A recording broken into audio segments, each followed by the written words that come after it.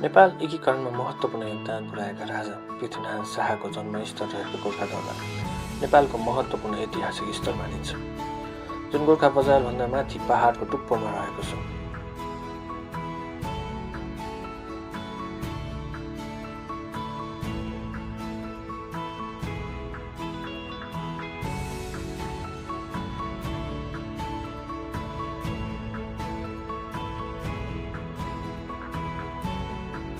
यस दरबारको पश्चिम दिशामा देवी गोर्खाकालको मन्दिर रहेको छ भने गोर्खा दरबारको ठिक तर एउटा गुफामा गोरखनाथ बाबाको मन्दिर र मूर्ति छ।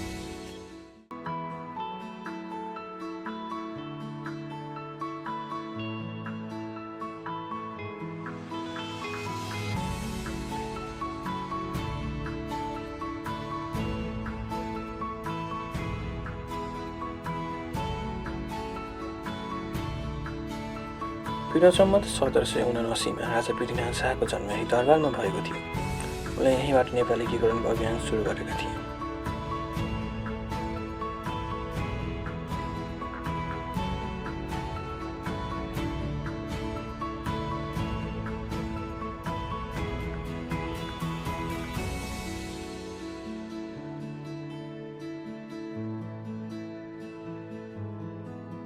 यो हो स्वर्ग जाने बाटो।